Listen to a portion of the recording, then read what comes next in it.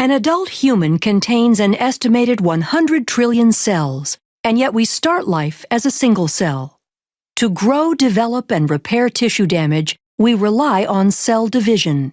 In eukaryotic cells, this process is accomplished by a series of well-orchestrated steps called mitosis. Every day our bodies must produce millions of skin cells to replace those lost through normal activity. Each of these cells must have a complete complement of the genetic material. Prior to cell division, where the cell divides into two identical cells, the DNA needs to be replicated so that each daughter cell receives an exact copy. Following DNA replication, the chromosomes condense in the nucleus of the cell. DNA condenses by wrapping around cores of histone proteins, forming nucleosomes. This beads-on-a-string structure is called chromatin. As a cell prepares to divide, chromatin coils up further, shortening and condensing the chromosome. The replicated chromosomes are called sister chromatids. The replication of DNA and the formation of sister chromatids is one part of the entire cell cycle. To prepare for cell division, the cell goes through interphase, which can be divided into three distinct phases.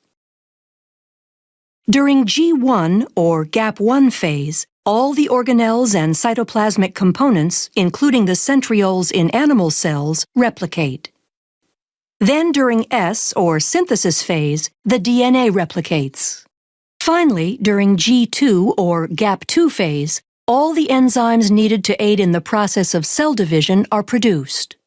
Most eukaryotic cells spend a great deal of time in interphase and a very short period of time actually dividing, a process called mitosis. The cell is now ready to go through mitosis, which consists of prophase, metaphase, anaphase, and telophase. During prophase, the chromosomes condense and become visible, appearing as two sister chromatids held together at the centromere. The cytoskeleton disassembles as the spindle begins to form. In animal cells, centrioles play an important role in the distribution of the chromosomes in the dividing cell. The centrioles migrate to opposite poles, establishing a bridge of microtubules called the spindle apparatus, and the nuclear envelope breaks down. Towards the end of prophase, chromosomes attach, by proteins in their centromeres called kinetochores, to microtubules from each pole, moving the chromosomes toward the equator of the cell. During metaphase, all chromosomes are aligned at the equator of the cell, called the metaphase plate. Anaphase begins with the degradation of proteins that hold sister chromatids together, freeing individual chromosomes.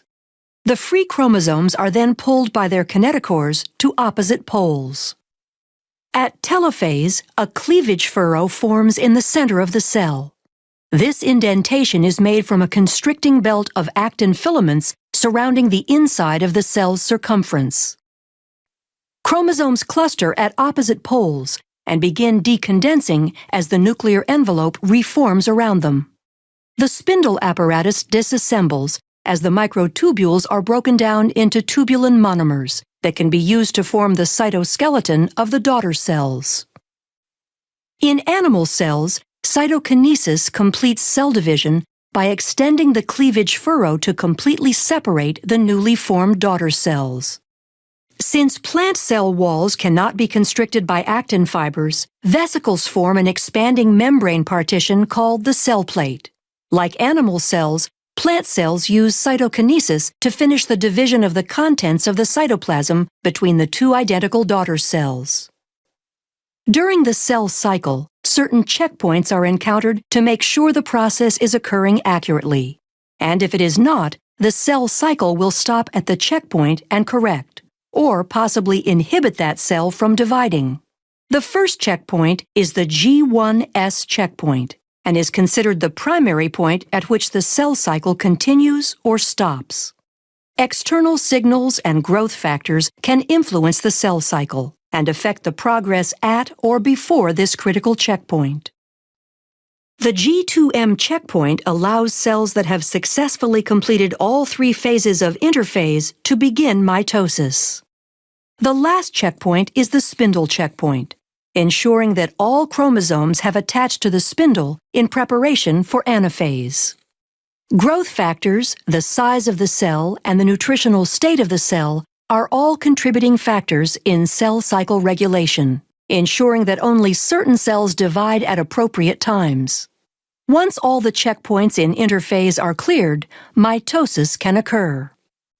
From interphase to cytokinesis, the entire process of cell division can take on average 10 to 20 hours in a typical plant or animal cell. Depending on the nature and use of the cell, the process can happen at different frequencies as well.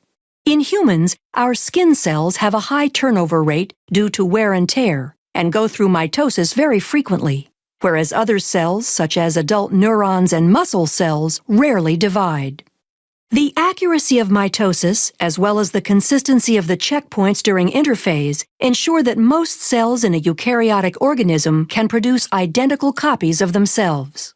This process allows for growth and repair to prolong overall physiology as well as life itself.